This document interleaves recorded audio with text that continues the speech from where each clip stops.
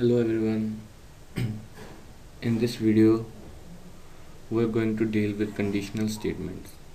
Conditional मतलब if else, switch, else, etc.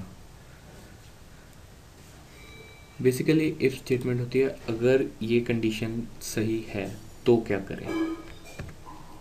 सबसे पहले एक PHP टैग,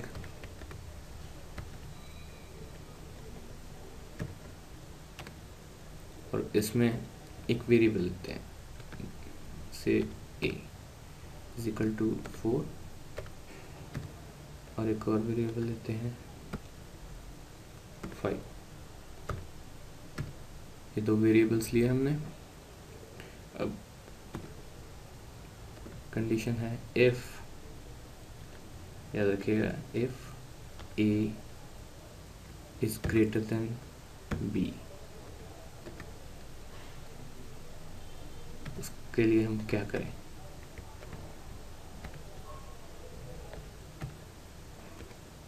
एको कर देते हैं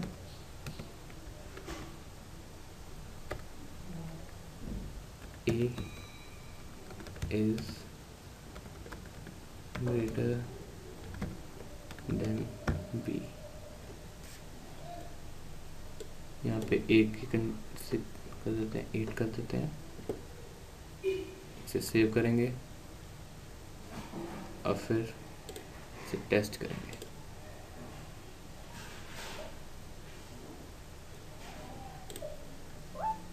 सॉरी, यहाँ पे now we test it, a is greater than b।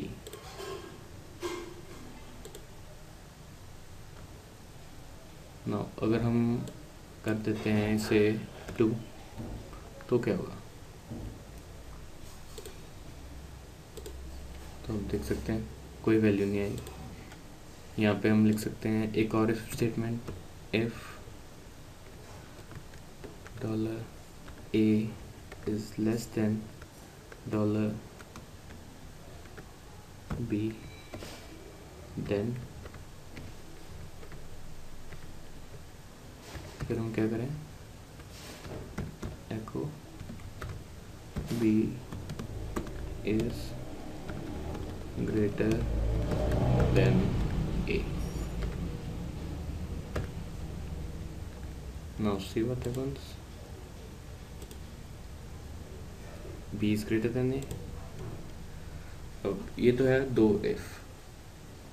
अगर हमारे पास ज़्यादा कंडीशंस हो तो हम if नहीं यूज़ करेंगे।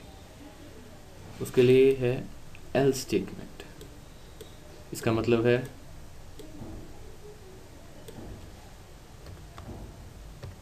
यहाँ पे else यूज़ करते हैं, ELSE। else का मतलब है अगर if a is greater then b, अगर a b से बड़ा है, जो कि हम यहाँ कर देते हैं, तो वो क्या करेगा, इज ग्रेटर देन b। इसके अलावा अगर कोई कंडीशन आती है, यानी कि b a से ग्रेटर है या फिर b a के इक्वल टू है, तो ये चलेगी। यहाँ लिख सकते हैं टेस्ट, सेव इट। देखिए is greater than B, yes. अगर हम इसे भी 8 कर देते हैं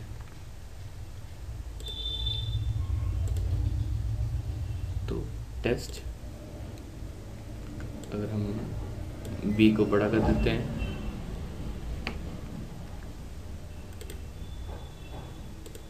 तो भी टेस्ट। नाउ अगर मान लीजिए हमें 3 कंडीशंस चाहिए तो क्या करेंगे। उसके लिए सबसे अच्छा तरीका है else if यूज़ किया जाए। else if $a is equal to $b। याद रखिए, अगर आपने कंपेयर करना है तो इज इक्वल टू यूज़ कीजिए। अगर आप अकेला इक्वल टू यूज़ करेंगे, नो डाउट वैल्यू दिखाएगा, बट वो b की वैल्यूज a में असाइन कर देगा। इसे हम करते हैं echo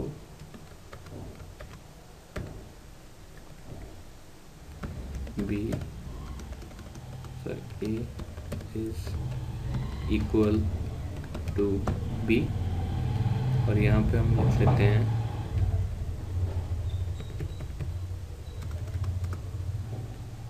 b is greater than a। अब देखिए क्या होता है, हम इसे भी 8 करते हैं,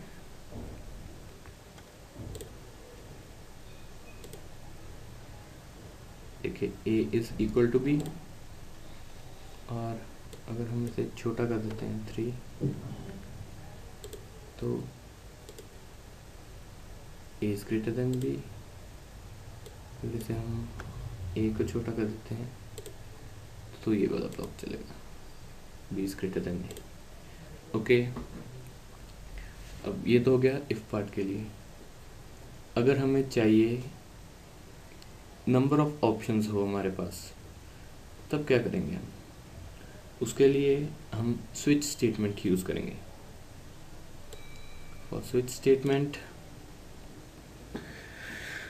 मैं इसे डिलीट कर दूंगा,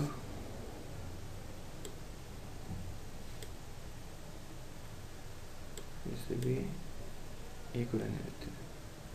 अब स्विच यूज़ करेंगे, स्विच $a, मतलब $a की क्या वैल्यू होगी उसके अकॉर्डिंग हम स्विच यूज़ करेंगे ना। अब आएंगे केस 1, यानी कि अगर a की वैल्यू 1 है तो हम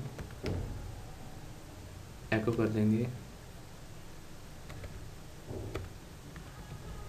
a इज इक्वल टू 1। इसके बाद ब्रेक लगानी बहुत ज़रूरी है, क्योंकि अगर हम ब्रेक नहीं लगाते वो एको a इज इक्वल टू 1 तो कर देगा, बट उसके बाद फिर से प्रॉब्लम दिखाएगा कि वो लूप से बाहर नहीं आएगा, स्विच स्टेटमेंट से बाहर नहीं आएगा, वो सारी की सारी शो कर देगा इसके बाद जो a is equal to 2 and this goes on। हम लास्ट में लिख देंगे एक default case,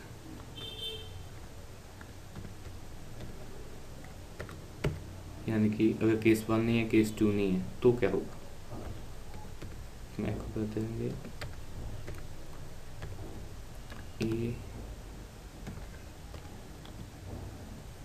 value is unknown,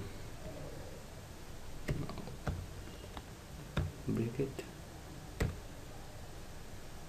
this is it। अब हम इसे देखेंगे, हमारे a की वैल्यू 2 है, sorry there is an error here, now a is equal to 2।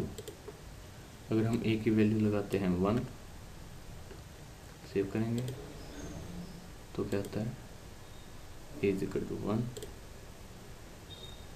और अगर हम इसकी वैल्यू 1 या 2 के अलावा 6 डाल देते हैं तो क्या आंसर आएगा? a value is unknown। So this is pretty much the conditional। We'll continue in next video।